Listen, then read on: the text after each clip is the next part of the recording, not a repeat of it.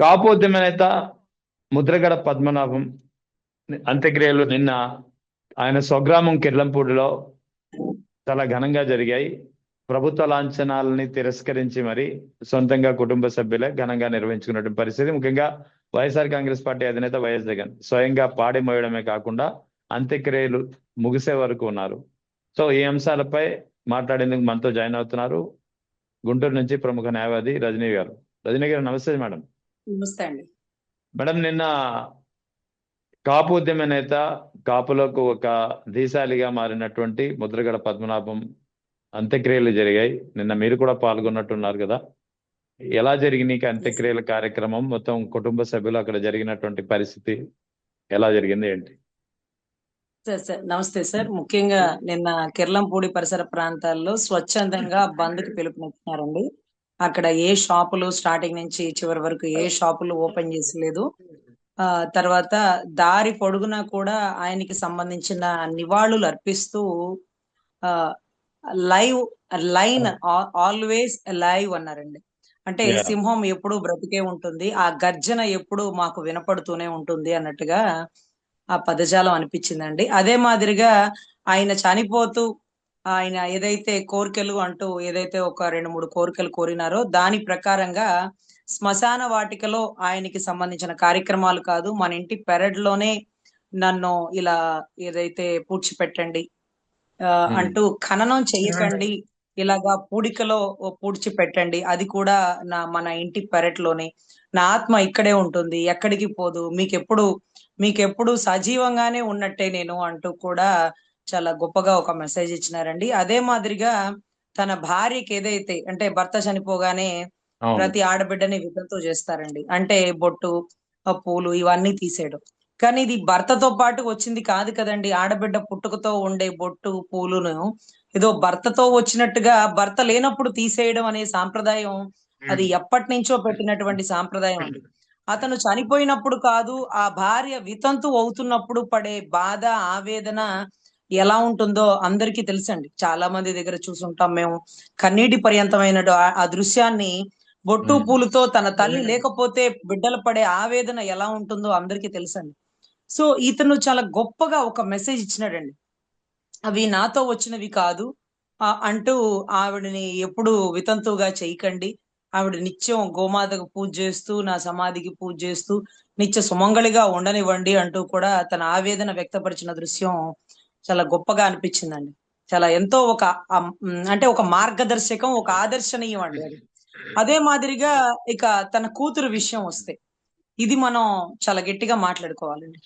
ఎంత గట్టిగా మాట్లాడుకోవాలంటే, అదేంటి రజనీ గారు, నిన్న వైసీపీ వాళ్ళు తనకు తండ్రి దగ్గరికి బిడ్డని రానివ్వకుండా శవరాజకీయం చేస్తున్నారు అంటూ వేస్తున్నటువంటి పచ్చ మీడియా బృందానికి ఒక విషయాన్ని గొప్పగా చెప్పాలండి.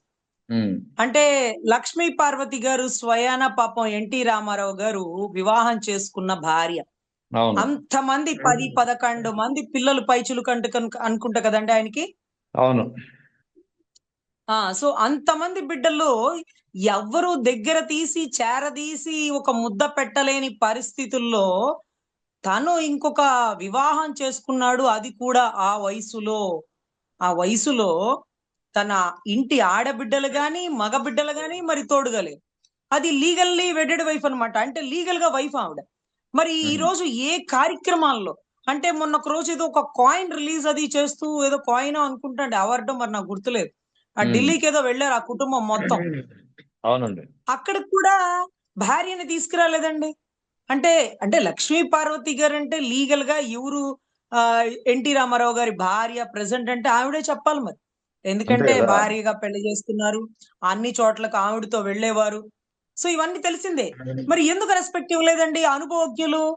అనుభవజ్ఞులు తన మామగారు, తనకి రాజకీయ భిక్ష పెట్టినటువంటి మామగారు ఈ రోజుకి ఎన్టీ రామారావు గారు పేరు చెప్పుకొని చేసే రాజకీయంలో ఆయన భార్య లీగల్ గా అంటే ఇల్లీగల్ కాదండి బాబు, లీగల్ గా పెళ్లి చేసుకున్నటువంటి భార్యని ఎందుకు గౌరవించటల్లా? ఎందుకు ఏ కార్యక్రమాలకి రానివ్వటల్లా? అనుభవజ్ఞులు కదా, చెప్పాలి కదా. ఇకపోతే క్రాంతి గారు, ముద్రగడ క్రాంతి గారు, ఆవిడికి వాళ్ళ నాన్నగారికి అంతకు ముందే విభేదాలు ఉన్నట్టుగా నా భార్యకి క్యాన్సర్ వచ్చినప్పుడు ఆ కుటుంబం మమ్మల్ని రానివ్వలేదండి అంటూ స్వయాన ఆయనే చెప్పాడు. యా అంటే క్యాన్సర్ వచ్చిందని మేము హాస్పిటల్కి వెళ్తేనండి ఆ భార్య భర్త ఇద్దరు వాళ్ళ ఇంట్లో అడుగు కూడా పెట్టనివ్వలేదండి అంటున్నారు. ఏదో విభేదాలు ఉన్నాయి. అయినా సరే అయినా సరే క్రాంతి గారిని రాజకీయం తీసుకొచ్చే దమ్ము ధైర్యం అనుభవజ్ఞుడికి కానీ పెద్ద పార్టీకి కానీ లేదండి. లేదండి, ఆయన కోపానికి వాళ్ళు ఒక కోపాగ్నిలో ఆహుతైపోతారండి. ఆయనకు అంత పెద్ద కోపాగ్ని. కానీ చూసినారా, తెర మీదకి పవన్ కళ్యాణ్ గారు ఒక స్టేజ్ మీద మీటింగ్ జరుగుతుండగా ఆయనకి ఏదో స్లిప్ రాసిచ్చినారండి. ఆ స్లిప్ చూస్తా ముద్రగడ క్రాంతి గారు వారి భర్త ఈ రోజు మనకి సంఘీభావం తెలపడానికి వచ్చినారు. ఈ రోజు కండువా కప్పమని అడుగుతున్నారు. నాకు అలా కాదు, మీ నాన్నగారితో రండమ్మా, మీ నాన్నగారు నన్ను ఎంత విభేదించినా మీ నాన్నగారికి నేను ఇచ్చే గౌరవం ఇస్తాను అంటూ ఆయన చెప్తే మా నాయకుడు మా కంటికి చాలా గొప్పగా అనిపించాడండి.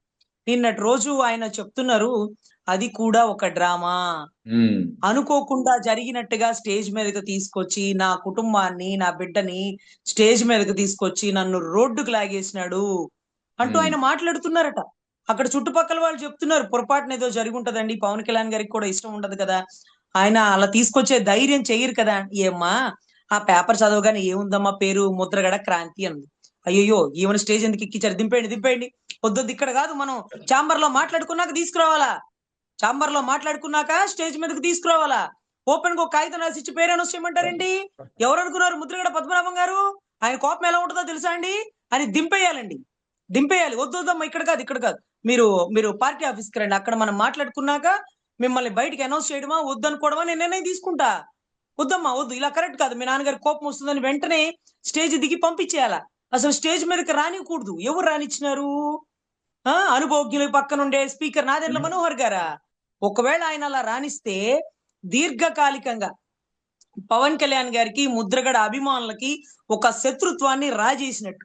ఈ రోజు ఊరు మొత్తం ఏమంటుందో తెలుసా అండి, ఆ కుటుంబాన్ని రోడ్డుకు లాగేసినాడండి మీ పవన్ కళ్యాణ్, ఆ కుటుంబాన్ని రోడ్డుకు లాగేసినాడు. అయ్యో మన్న కాదండి, అది అనుకోకుండా జరిగి ఉంటది. ఆయన అప్పటికి చెప్తున్నా, ఏంటమ్మా ఆయన చెప్పేది, కాగితం చూసి కిందకు పంపించేక, కాగితం ఆయనకి తెలియకండి ఇస్తారా? అంత సినిమా వాళ్ళు నటించినట్టు నటించినాడమ్మా మీ అన్న. గుర్తుపెట్టుకుంటాం మా కుటుంబాన్ని రోడ్డుకు లాగేసినాడు. వాళ్ళ ఇంట్లో భార్యలు వస్తున్నారా, వాళ్ళ పిల్లలు వస్తున్నారా, వాళ్ళ అన్న వదిన వాళ్ళు ఎవరన్నా వచ్చినారా? ఎవరు రాలేదు కమ్మ రాజకీయంకి. మా ఇంట్లో ఆడబిడ్డ రాజకీయం తెస్తారా? అసలు తెలుసా మీకు అని ఆ అమ్మాయి గురించి చెప్పినారండి. ఆ పాప 7వ క్లాసు 8వ క్లాసు చదువుకుందట. మరి 10th క్లాస్ ఎందుకు చదివించలేదు అని అడిగితే 10th క్లాస్ అట ఆ ఊర్లో పక్క ఊర్లోనే ఎక్కడో ఉంటదట. ఆ అమ్మాయిని రోడ్డు మీదకి బస్ ఎక్కించడానికి ఇష్టం లేక, రోడ్డు దాకా పోనివ్వడానికి ఇష్టం లేక తన తండ్రి, వదిలేండి మా ఇంటి ఆడబిడ్డను రోడ్డు మీదకి వెళ్ళి బస్ ఎక్కించాలా, బస్ కానీ స్కూల్ వ్యాన్ కానీ వదిలేండి ఆడపిల్లలు అని ఇంట్లో పెట్టేవాళ్ళంటండి. వారి భార్యని అక్కడికి వచ్చిన వాళ్ళలో ఒకళ్ళో ఇద్దరు చూసుంటారు, ఎవరు చూసుంటారు అంటండి. ఆవిడ గోమాతకి పూజ చేశాకే గేటు తెరిసేవారటండి. అంటే గోమాతకి పూజ చేసి బయటకు వచ్చి ఇంకా లోపలికి వెళ్ళిపోద్దండి, ఇంకా తల్లి బయటికి రాదు. అలాగే ఆ పిల్ల 7వ క్లాస్ తో ఆపేసిన పిల్ల అలాగే లోపల ఉండేదటండి. అలాంటి పిల్లని ఈ రోజు రాజకీయ రణరంగంలో నువ్వు స్టేజ్ మీద అనౌన్స్ చేసి ఈ రోజు ఆ బిడ్డ చెప్తున్న మాటలండి, మా నాన్నగారు పవన్ కళ్యాణ్ గారిని విభేదిస్తున్నారు, అలా కరెక్ట్ కాదండి, పవన్ కళ్యాణ్ గారిని సపోర్ట్ చేయాలి, ఆయన గెలుపుకు కారణం అవ్వాలి, ఎందుకని ఆయన అలా చేస్తున్నారు, నేను ఆయనతో విభేదిస్తున్నాను అందండి. ఒక పెద్ద ఆయన ఎందుకు సపోర్ట్ చేయట్లేదు ఇప్పుడు మాకు అర్థమైంది, అప్పుడు మాకు అర్థం కాదు. కానీ పెద్ద ఆయన కదండి, రాజకీయాలు ఇవన్నీ తెలుసు కదండి. చిరంజీవి గారు వచ్చినప్పుడు కూడా ఆయన చాలా సంతోషపడ్డాడంటండి. కులంలో ఒకటి బయటకు వచ్చాడు, రాజ్యాధికారం పొందుతాడేమో, పోనీ కొద్దో గొప్ప నిలబడుతున్నాడు, నిలబడనివ్వండి అని అనుకున్నారట. కానీ ఎప్పుడైతే ఆయన మళ్ళీ వాళ్ళందరినీ వదిలేసి మళ్ళీ సినిమాలోకి వెళ్ళిపోయినప్పుడు వాళ్ళందరూ పొలోమని ఆయన దగ్గరికే వచ్చారటండి. సినిమా వాళ్ళు కదండి, వెళ్ళిపోయి ఉంటారా, పోన్లేండి ఏం కాదులేండి మళ్ళీ వస్తారులే, ఇవాళ కాకపోతే రేపు వస్తాడు, 2014లో వస్తాడులేండి అని ఆయన చెప్పేవాళ్ళంటండి. ఆయన ఎప్పుడు చిరంజీవి గారి మీద చెడుగా చెప్పడట. చెప్పకుండా ఏమనేవాడు, ఏదైతే జనాలు అన్న మాటలని తట్టుకోలేక, సినిమా వాళ్ళు కదండి 4 మాటలు తీసుకోలేకపోయారు, మన రాజకీయాల్లో ఎన్ని మాటలు పడేవాళ్ళం అండి, వాళ్ళు తట్టుకోలేక వెళ్ళిపోయారులేండి, ఎక్కడికి పోతాడు మళ్ళీ వస్తాడు, కులంలో ఒకడు కదా ఉంటాడులేండి, ఎక్కడికి పోడని వాళ్ళకి చెప్పేవాడట. ఏ వ్యక్తి గురించి చెడుగా చెప్పనటువంటి వ్యక్తి గురించి ఈ రోజు జనసేన మొత్తం ఒక కాపు ద్రోహిగా చిత్రీకరించిన ఆ టీడీపీ వారిని, ఆ పచ్చ మీడియాని ఏమనాలండి? ఆ కుటుంబంలో భార్యని, కొడుకుని, కోడల్ని, పసిబిడ్డని పరిగెట్టించి వాళ్ళ ఇంటి చుట్టూ కర్రలతో వెంబడించి కొట్టి లకారంతో బూతులు తిట్టి వ్యాన్లో ఎక్కించుకొని వెళ్ళిపోయారండి. ఆ దృశ్యం చూస్తుంటే ఇన్నాళ్ల రాజకీయ చరిత్రలో ఇదా మీరు చేసే అరాచకం, ఇంట్లో ఆడవాళ్ళని బూతులు తిట్టి ఆడవాళ్ళని జీబెక్కించడమా? క్రాంతి ఇక్కడ ఇదే చేసేది. ముద్రగడ పద్మనాభం కుమార్తె క్రాంతికి కూడా అసలు జనసేన వీళ్ళు విమర్శించారంటే ఏదో రాజకీయంగా విమర్శిస్తున్నారు అనుకోవచ్చు. అసలు తండ్రి వ్యక్తిత్వం ఏంటి, తండ్రి ఎలాంటి వాడు అనేది ఆ కుమార్తెకి అయితే తెలుసు కదా. తెలిసి కూడా ఆ తండ్రి గురించి అన్ని మాటలు ఆమె మాట్లాడడం ఎంతవరకు సమంజసం? సార్ ఒక్కటి సార్, రాజకీయం అంటే ఒక సినిమాలో ఉంటుంది చూడండి, నా నలుగురు సినిమాలో రూపాయి ఏం చేస్తావు అంటే భార్య భర్తకి గొడవ పెడతా, అన్నదమ్ములను విడదీస్తా అనే ఒక మాట ఉంటది చూడండి. రాజకీయం ఏం చేస్తావంటే అన్నదమ్ముల్ని నరుక్కునేలా చేస్తాను, తండ్రి కూతుళ్ళ బంధాలని విడతీస్తాను అనే పరిస్థితికి వచ్చిందండి. ఇవాళ రోజు ఆయన ఆయన గురించి ఆవిడకి పసి వయసు నుంచే తెలుసు కదండి. మేమంటే దూరంగా ఉండేవాళ్ళం. అదే అంటున్నాను నేను కూడా. ఎగ్జాక్ట్లీ మనకైతే బయట నుంచి వ్యక్తులం. సార్ ఎంత మొండి పట్టుదలంటే రంగా గారి చనిపోక ముందండి కాపునాడు మహానాడు పెట్టి టీడీపీ పార్టీ ఎన్టీ రామారావు గారు సక్సెస్ అవుతున్న మూమెంట్ లో ఆయనకి ధీటుగా రంగానాడు లాగా కాపునాడు అని ఒకటి పెట్టారండి. ఆ కాపునాడుని ఏదైతే వాళ్ళ తండ్రే ఆర్గనైజ్ చేసినాడండి. ఆ ఫోటో కూడా వాళ్ళ ఇంట్లో ఉంది, చూసినానండి. ఏ రోజు వాళ్ళ ఇంటికి నేను ఇంతవరకు పోలేదండి, వాళ్ళ ఇంట్లో భోజనం చేయలేదండి, ఆయన ఆతిథ్యం స్వీకరించలేదండి, ఆయనతో మాట్లాడే ధైర్యం కూడా చేయలేదండి. ఎంత భయం ఉంటుందో తెలుసా అండి. ఆడపిల్లలు ఆయనతో మాట్లాడంటే ఆయన ఎలా రిసీవ్ చేసుకుంటారు, ఎందుకమ్మా మీకు రాజకీయాలు అంటారేమో. ఆ అమ్మాయిని అన్న దగ్గర నుంచి అంతకుముందు పోదాం అనుకునేదానండి. తర్వాత రాజకీయంలోకి వచ్చి ప్రభుత్వం ఫామ్ అయ్యాక కూడా లాస్ట్ టైం ఆయనకి బాగోనప్పుడు వాళ్ళ అమ్మాయికి ఫోన్ చేసినానండి. అమ్మ నాన్నగారిని చూసావా, నేను కూడా రానా ఒకసారి చూడడానికి అంటే, లేదండి ఆయన్ని చూశాను కానీ ఆయన కొమ్మలో ఉన్నప్పుడు చూశానండి, ఆయన కళ్ళు తెరిస్తే నన్ను రానివ్వడండి అనింది. ఆ అమ్మాయి నాతో షేర్ చేసుకున్న ఒక అనుభవాన్ని మీకు చెప్తానండి. ఆ అమ్మాయి రాజమండ్రి నుంచి కిర్లంపూడి వాళ్ళ నాన్నగారి ఇంటికి వచ్చేటప్పుడు డ్రైవర్ ని తీసుకొని కారు తీసుకొని వచ్చేసిదట.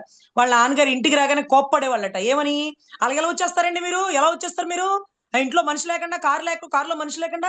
అదేంటన్నా డ్రైవర్ ఉన్నాడు, నేను ఉన్నాను కదా అంటే డ్రైవర్ని ఒక్కళ్ళే పెట్టుకొని వచ్చేస్తారమ్మా, ఏంటి తల్లి ఈ పనులు అని అరిచేవారట.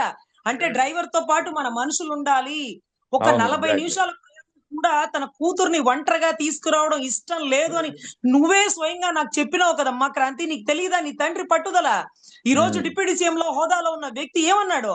ఏది సుగాలి ప్రీతి తల్లి కోసమే పార్టీ పెట్టినా అన్నాడు. ఆ తల్లికి న్యాయం చేయలేనప్పుడు మరి పార్టీ మూసేస్తాడా, ఆ పదవికి రాజీనామా చేస్తాడా? అదే నీ తండ్రి ఉంటే ఎడం కాలుతో ఆ కుర్చీని తన్ని బయటకు వచ్చిండేవాడు సంషేర్గా. ఏ కాపునాడు పెట్టినప్పుడు టీడీపీ ప్రభుత్వంలో ఒక మంత్రి పదవిలో ఉండి ఎన్టీ రామారావు గారిని నిలదీసి ఆ పదవిని కుర్చీ ఎడంకాలతో తన్ని ఒక మంత్రి పదవిని తన్ని వచ్చేసినాడు నీ తండ్రి. అప్పటికి నువ్వు అనుకుంటున్న అనుభవజ్ఞుడు చంద్రబాబు గారు ఒక ఎమ్మెల్యేనే, నీ తండ్రే మంత్రి.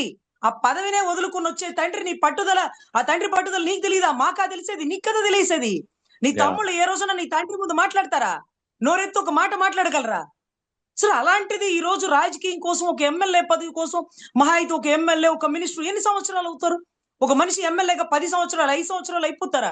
ఈ రోజు తండ్రి ఆఖరి చూపుకి నోచుకోకుండా చేసిన కారణం ఏంటంటే నీ రాజకీయ ఆకాంక్ష. అదే నీకు రాజకీయ ఆకాంక్ష లేకుండా ఉంటే ఈ రోజు తల్లి పక్కన ఓదారుస్తూ ఉండేదాన్ని, ఆ కుటుంబానికి ఒక ధైర్యాన్ని ఇచ్చి ఆడబిడ్డగా ఉండేదానివి.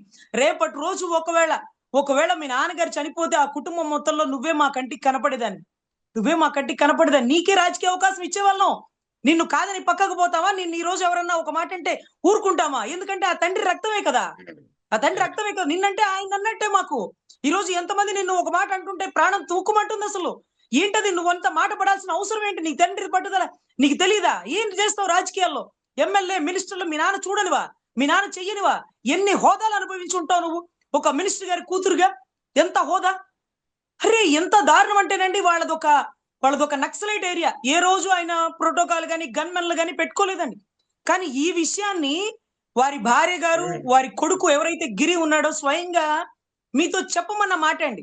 ఎందుకంటే నిన్నటి రోజు నాదెండ్ల మనోహర్ గారు ఒక స్టేజ్ మీద చెప్తున్నారు, ముద్రగడ పద్మనాభం గారు ఇలా చనిపోయారు, చాలా బాధాకరం, మనం ఆయన్ని పిలిచి గౌరవించి ఒక గవర్నర్ పదవి ఇచ్చుకుందాం అనుకున్నాం, అది అలా జరిగిపోయింది అంటూ మాట్లాడారండి. దీని గురించి మనం క్లారిటీ ఇవ్వాలండి. వాస్తవానికి ఆయన మనసులో ఏముందంటే అనారోగ్యంతో చిట్ట చివరిలో కులంలో ఒకడు నిలబడ్డాడే, అతని వెనకాల నిలబడి అతన్ని రాజ్యాధికార దిశగా ఎలా తీసుకువెళ్లాలనేవి సలహా సూచనలు ఇద్దాం.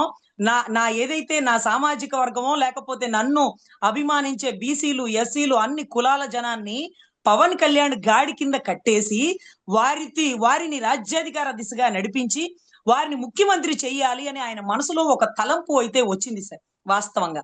అది బొలిశెట్టి శ్రీనివాస్ గారికి తెలుసు. వీళ్ళిద్దరు కూర్చొని మాట్లాడుకున్నప్పుడు ఇదే విషయాన్ని స్వయంగా వారి పవన్ కళ్యాణ్ గారికి కూడా చెప్పారు.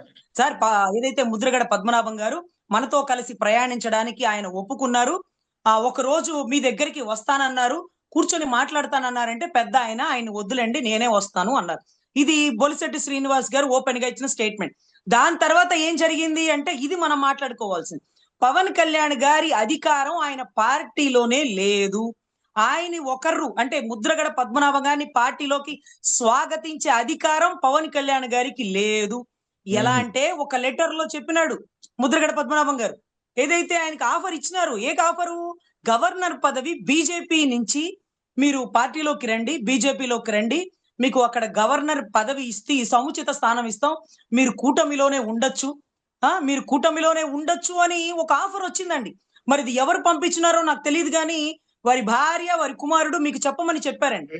అయితే దానికి ఆయన లెటర్ రాసింది ఏంటంటే, అయ్యా నేను బీజేపీలో పనిచేసిన, టీడీపీలో పనిచేసిన, కాంగ్రెస్ లో పనిచేసిన, మీ అన్న ప్రజారాజ్యాన్ని చూసిన, కులంలో ఒకడు నిలబడుతున్నావు, నీ వెనకాల కులాన్ని మొత్తం కట్టేయాలి, నిన్ను ఇంకా బలంగా చేసి రాజ్యాధికార దిశగా నిలబెట్టాలి, రిజర్వేషన్స్ నీ ద్వారా రావాలి అంటూ తాపత్రయపడుతున్న నన్ను బీజేపీకి తాకట్టు పెట్టేస్తారా అండి?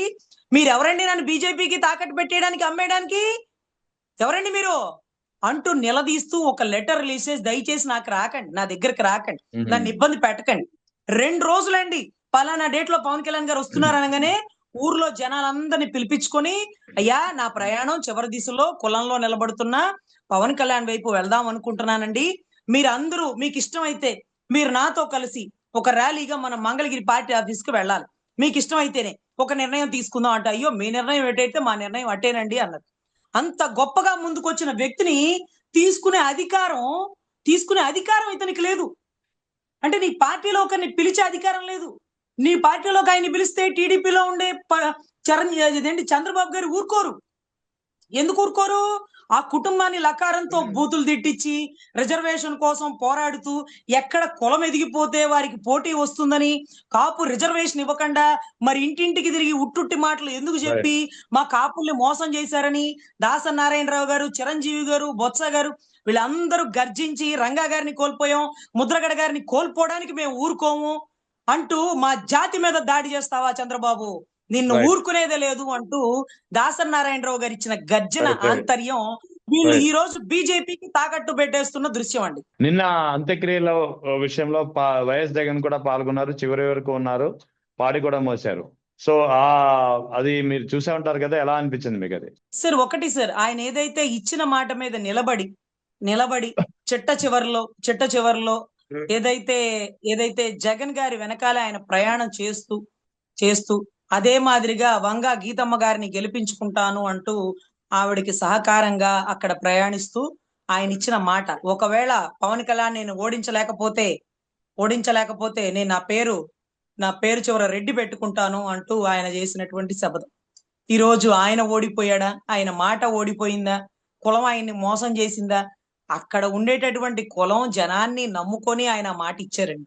ఈ రోజు ఓడిపోయింది ఆయన కాదు, అక్కడ ఉండేటటువంటి ఆయన నమ్ముకున్నటువంటి సామాజిక వర్గం, ఆయన నమ్మినటువంటి వారి జాతి ఆయన్ని మోసం చేసిందండి. లేకపోతే అక్కడ పవన్ కళ్యాణ్ గారు గెలిచుండేవాళ్ళు కాదండి. ఎందుకంటే ముద్రగడ గారి మాట మీద వెళ్ళిపోయే జనం అండి. నిన్నటి రోజు కదిలి వచ్చిన జనం చూస్తుంటే మాకు తెలిసేది.